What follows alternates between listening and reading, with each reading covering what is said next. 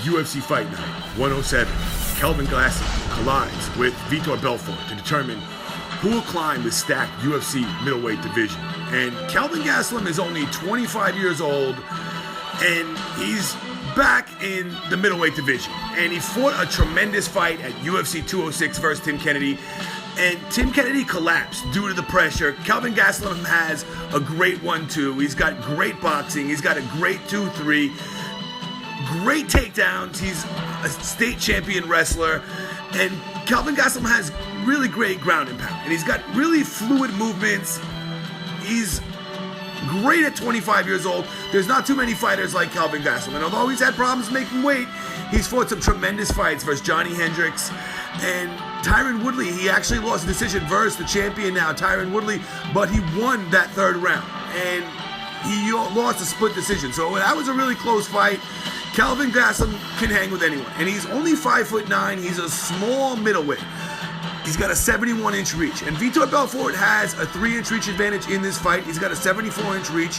He's taller. He's 6 feet tall. And Vitor Belfort is the ex-UFC champion from 12 years ago. And it's been a stretch. He's fought some of the greatest fighters, and he's on a 2-fight losing skid. He was dominated by Jacare Souza at UFC 198, and he was defeated in that first round. Also lost to Gegard Mousasi. So he's fought some of the best.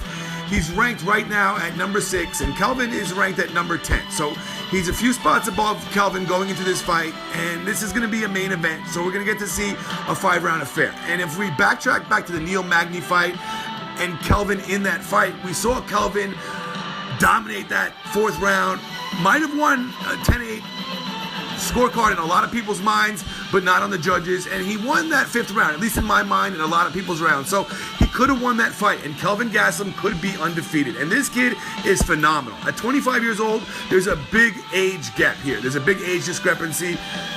And Kelvin just fights really great fights, but he's going to be smaller here. And we know Vitor has lightning fast speed.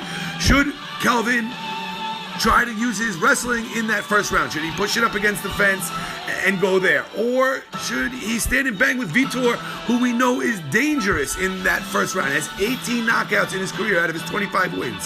So Vitor Belfort wants to knock your head off. He also has developed into a tremendous head kicker, and he can take your head off. We've seen it in the Bisping fight, in some of the Dan Henderson fights, and that's what kind of fighter Vitor is. He's great on the ground, but he likes to use his striking. So does Kelvin Gastelum. So we might see a striking war here, and I really feel like Kelvin did great in that 5-round fight versus Magny. Although he lost the fight on the judges' scorecards, I really feel like he's going to do great in a 5-round fight. And I feel like if it goes later on in the fight, I feel like Kelvin's going to be able to make Vitor crumble the way he did against Tim Kennedy in his last fight. And although he's much smaller than Vitor and his reach is tinier, I think he's got to get inside, use his speed, and somehow knock Vitor out. And I'm going to go with that. Kelvin Gastelum wins this fight by knockout. But I want to ask you guys, the fans, how you feel about this fight. If you think Vitor will be too much for Kelvin, or if you think that's the correct breakdown. Bet on Kelvin Gastelum. He should win this fight. He's a lot younger. I know he's had weight issues, but this kid's a tremendous fighter, and he's something you just want to watch. So I'm going to go with Kelvin. I think he's the protege here. Peace out, guys. It's been great. Love you all.